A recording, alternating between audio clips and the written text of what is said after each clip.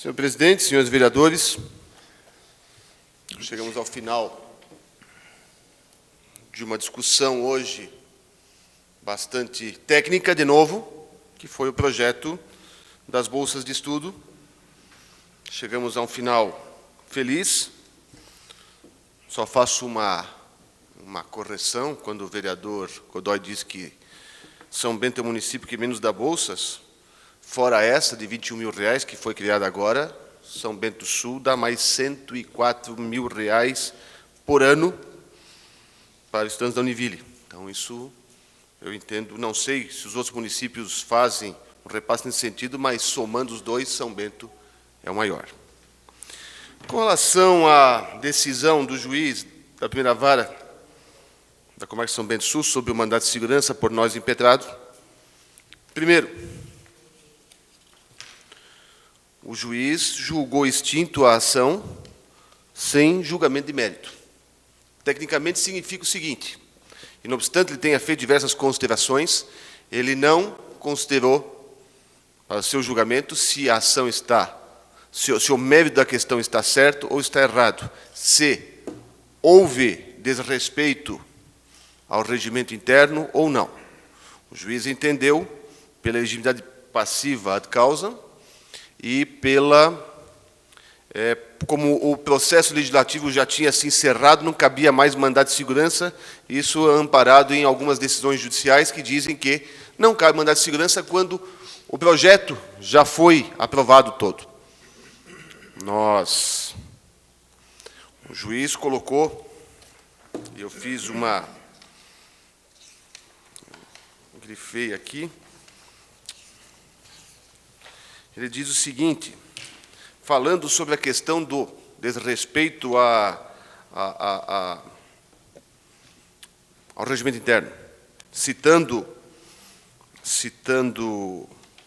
um autor de direito, diz o seguinte: essa postura, essas palavras não são do juiz, ele compilou de outro lugar, essa postura contempla uma preocupação de ordem substancial, evitar que a declaração de invalidade de ato legislativo marcado por vícios menos graves ou adotado em procedimento meramente irregular seja levado a efeito de forma corriqueira e, por vezes, traduza interferência indevida em função do poder sobre outra.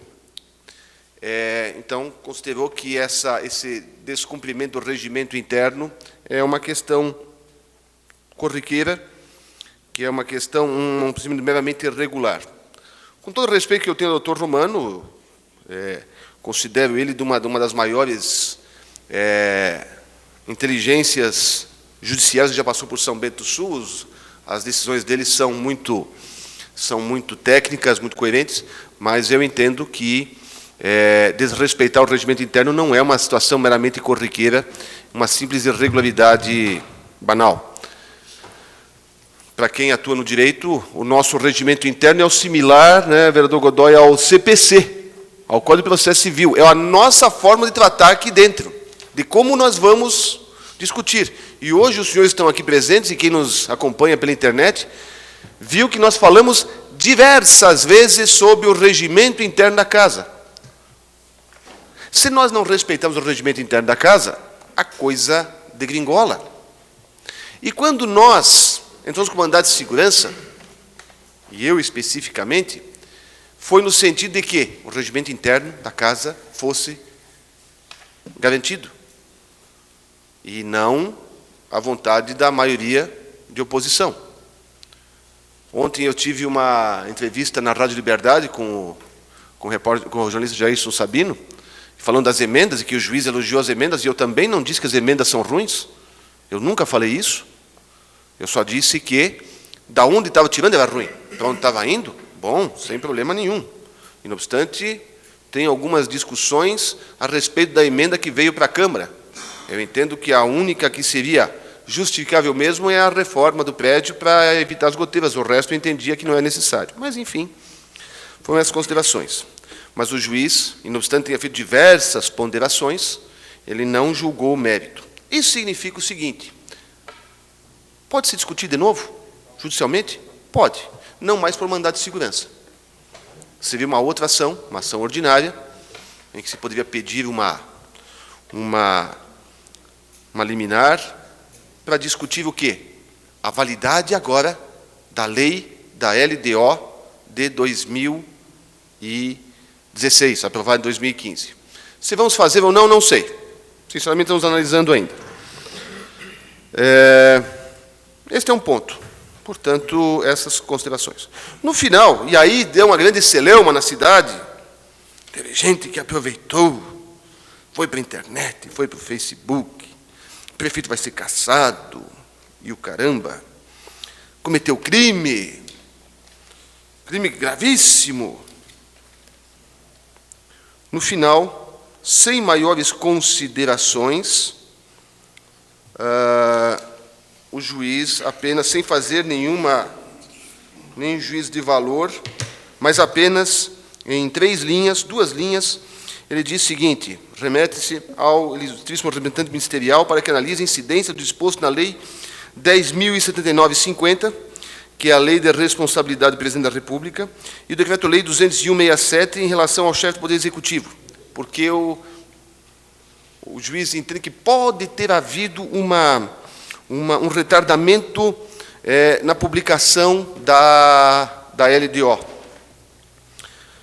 E aí eu fiz um estudo rapidamente sobre isso. Primeiro, achei diversas decisões que dizem que a Lei 10.059/50 não se aplica a prefeitos, e apenas ao Presidente da República e, em alguns casos, aos governadores do Estado.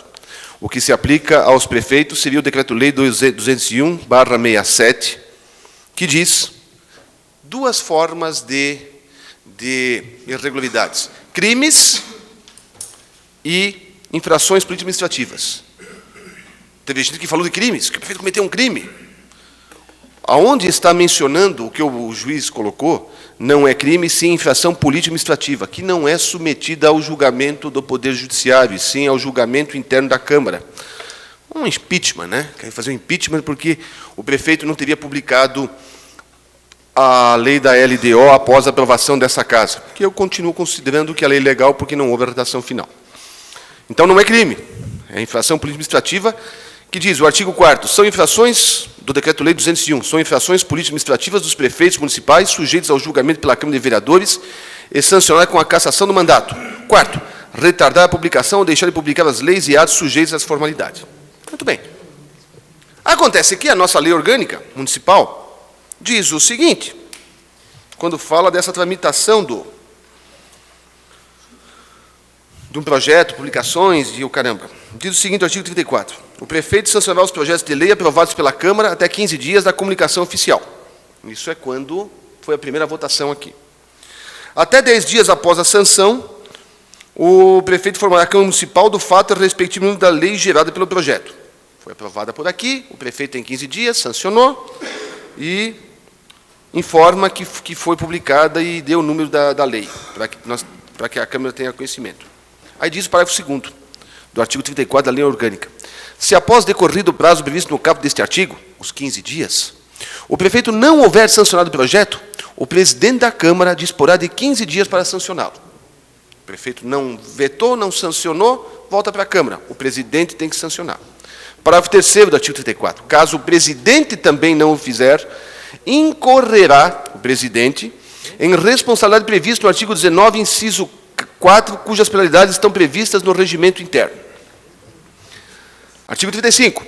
O prefeito, considerando o projeto no todo em parte inconstitucional ou contrário ao interesse público, vetá-lo-á, total ou parcialmente, no prazo de até 15 dias úteis contados da data de recebimento. Foi o que o prefeito fez nesse caso, ele vetou. Aí o projeto volta para cá. Decorrido o prazo transcrito no caput deste artigo, o silêncio do prefeito importará a sanção. Neste caso, ele não ficou silente e ele vetou. Volta para a Câmara. Parágrafo 2º do artigo 35. A apreciação do veto pelo plenário da Câmara será dentro de 30 dias a contar do seu recebimento em uma só discussão e votação, com ou sem parecer, considerando o disposto no artigo 29, parágrafo 3º, inciso 6 e parágrafo 6º, inciso 6. E aí fala como é a questão da votação do veto. Não vou entrar nesse mérito aqui. Aí diz o seguinte, rejeitado o veto, será o projeto enviado ao prefeito para promulgação. E o parágrafo 5º do artigo 35 diz, a promulgação, e ali, se os senhores perceberem a nossa redação da lei orgânica, senhor presidente, nós temos que fazer uma revisão dele do ponto de vista ortográfico, do ponto de vista técnico, porque tem diversas incongruências. Olha só essa aqui, já estou terminando, senhor presidente. Pode concluir, tem mais um minuto. A redação diz o seguinte, vereador Godoy: a promulgação da lei no prazo de 48 horas pelo prefeito criará para o presidente a obrigação de fazê-lo. É a não promulgação, faltou um não ali. A nossa lei orgânica está assim, mas eu entendo que é a não promulgação da lei no prazo de 48 horas pelo prefeito, nos casos dos parágrafos 1º e 4º, criará para o presidente a obrigação de fazê-lo igual prazo. Se não o fizer, falo ao vice-presidente. Aonde é que está escrito que o prefeito tem que comunicar o presidente da Câmara de que não promulgou a lei após a derrubada do veto? Não diz lugar nenhum.